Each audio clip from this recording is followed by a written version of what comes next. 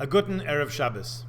Once upon a time, in the old country, there was a great rabbi who was revered and respected by Jews from all streams of Jewish life. His name was Yehuda Aryeh Leib, from the Alter family, and he's known by the title of his book, Sfas Emes, or if you're talking to Israelis, Sfat Emet, which means lips of truth. Actually, once upon a time wasn't so long ago. This Rabbi Alter lived until 1905, not even 120 years ago. I met people who were alive in 1905, and you may well have too.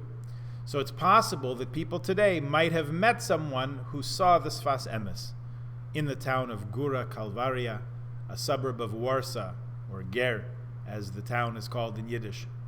In the year 1870, he became the third Rebbe of the Ger Hasidic dynasty. You may have heard that in some parts of the Jewish world today, there's a value and even a hope of lifelong learning in Kollel, where men undertake to study Torah as their sole lifelong occupation. That option didn't really exist in Europe 100 or 120 years ago. People simply did not have the wealth even to be able to support that kind of learning as a community, much less individuals and their families. So people had to work 6 days a week, as the Torah says in Bereshis and Genesis, and Shabbos was Shabbos. On Shabbosos, the Sfas Emes would take the opportunity to teach his followers spiritual and intellectual insights that would give them strength and courage and dedication to make it through the work week and look forward to Shabbos all week as a Jew should. The impetus for this might have been the underlying theme of this week's Parsha, which is how did Joseph, survive and endure when living as a slave in a culture which was foreign, even hostile to his Jewish values.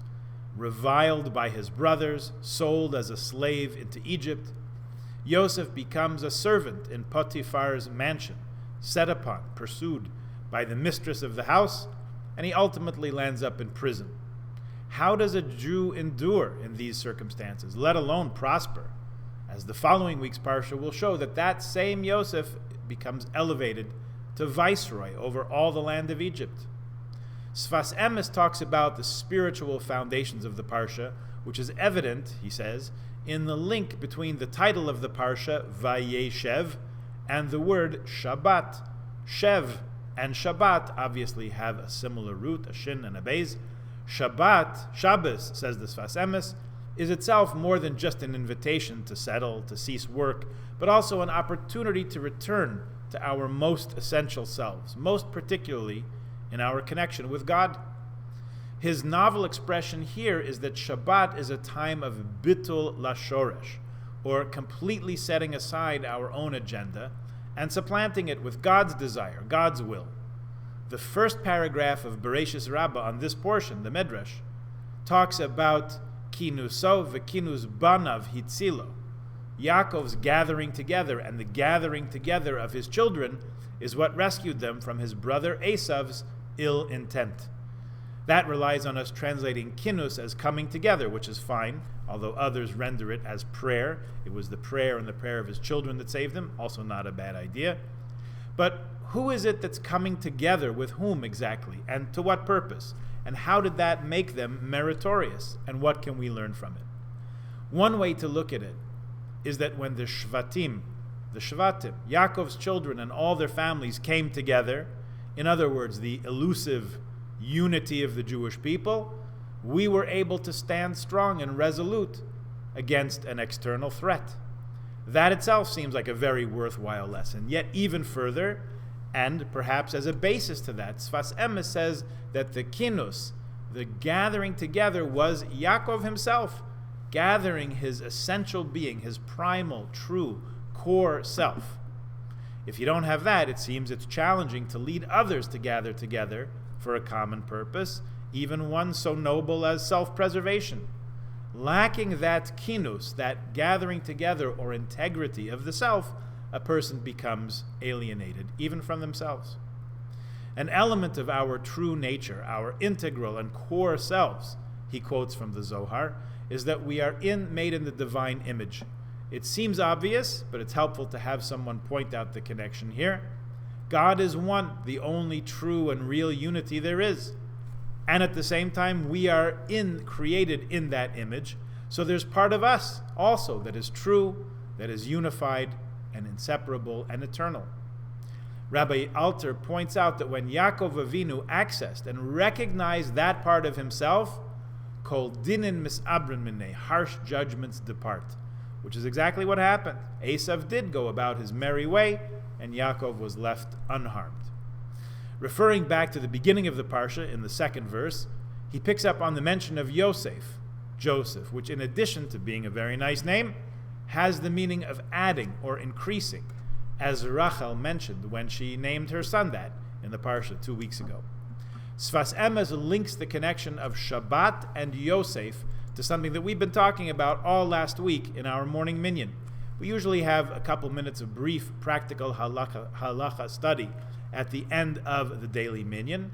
There are about 2 years of that online if you're interested in catching up. Last week, though, and into this past week, we discussed Tosefes Shabbos, the mitzvah of adding on to Shabbat. The basic idea is that although Hashem rested on the seventh day, and we're commanded to do the same, God knows exactly when days end and begin, and we can only approximate at best. It's important for us to add a little from the weekday onto Shabbat as sort of a buffer or a safe zone, so that we don't accidentally wind up working on Shabbos. As the minyanaires know well by now, there are a number of views as to exactly when we should welcome in Shabbat, when it's appropriate to mark its conclusion. Some say a little in advance, some say a good bit in advance. Everybody agrees that there's a limit to how far in advance you can make Shabbos, so don't think about making Kiddush on Wednesday afternoon and taking a 5-day weekend. Plag HaMincha, about 1.25 halachic hours before sunset, is the earliest time that you can welcome in Shabbos, as we said last week. It's also the earliest possible time to light Hanukkah candles, which is very germane to next Shabbos. Usually we have a minyan for Mincha at Shul at 4:10 on Erev Shabbos Hanukkah, which leaves us time for both donuts and davening, as well as lighting the menorah in Shul. But what about lighting the menorah at home? You can't do it once you get home because it's already Shabbat. So we light the menorah at the earliest possible time, which next Friday afternoon is 3:48. Light the menorah with the brachas and the singing, then light Shabbos candles 4:26, and we're off with Shabbos Hanukkah. But Tosefet Shabbos, adding on to Shabbos, is not just this 1 week, it's an ideology, and it shines its light into every week, even though it may come to a certain high point on Hanukkah. If you believe, like I do, that our task while here in this life is to bring light, especially to the darker parts of human existence, then the deeper meaning here is really a guide for life. We take a few minutes away from the week. The week stands for work, struggle, competition, anxiety, and self-aggrandizement, at least at some level. And we use those few minutes rather for holiness, tranquility, unity, humility, and peace. This is an extremely powerful and potent message. Rabbi Soloveitchik is said to have remarked that while he did meet many Shabbos Jews in America, meaning Shabbat observers, he had met very few Erev Shabbos Jews, in his words, those who were working on Friday, or perhaps even before Friday, toward the sake of the sanctity and peace of Shabbat. Anticipation. Shabbat is Shabbat, whether we're ready for it or not, as you know very well, if you tried to light candles last week at 4:22 in the afternoon. Even if you don't observe it, Shabbat is still Shabbat. Whether or not you make Kiddush, whether or not you sing Shabbos songs at your table, it's holy and special and godly all on its own. The week, however, is not intrinsically holy. The week is in our hands to shape it, to illuminate it, to bring the peace and unity of ourselves and those we come in contact with, to make not only the moments leading up to Shabbos, but the hours, even the days leading up to Shabbos, to have a quality of that holy day itself. This is not the least of the reasons why at the end of Shacharis every day we say, Hayom Yom Rishon B'Shabbos. Today is the first day of the week, leading towards Shabbos, when the Levites would sing this particular psalm in the temple. Sfas Emes frames this dynamic with the well-known verse in Proverbs, Mishlei, Kamayim hapanim lepanim, kain lev ha'adam la'adam. As water reflects a face to a face, so do the hearts of people reflect to one another. The joy and dedication we show in preparing ourselves and our homes for Shabbos reflects in the divine joy and tranquility and peace that we experience once we welcome it into our lives. Our world is no less fraught with distractions and various pulls on our attention from so many different directions than it ever was. We're almost all of us old enough to recall that the phone used to ring in the other room, and you'd have to get up from your chair and walk over to it and answer it. Then, before we knew it, that phone somehow sneaked into our pockets and our purses. And since we didn't protest, the phone crept onto our wrist, where it buzzes like an alarm, and then in our ears. Now you could be talking to someone face to face, having a nice conversation, for those who still do that, and all of a sudden the earbud in their ear will buzz, and they're off. I have to take this call, sorry. And they're talking off into their ear. It's hard to imagine what's taking Apple and Google and all our other friends so long to get a phone under our skin, inside our bodies. Are they shy?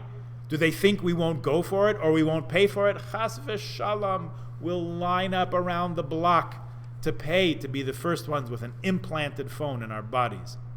Some of us will resist, I think, I hope, because all this technology has brought about many wonderful advances in science and health and communication and so many other fields. But we still need to be able to sanctify, to make holy, to recognize the holy and appreciate it. We need to be able to take from the mundane, take from the weekday, and make it into something holy, and there is no app for that. We need to constantly train ourselves and refine our ability to recognize the holiness in Shabbos and in Yom Tov, and to imbue our Tuesdays or our Thursdays or all the days in between with a little holiness despite their intrinsic nature. May we continue to find the strength and the insight and the motivation and the delight in doing that. Good Shabbos, Shabbat Shalom.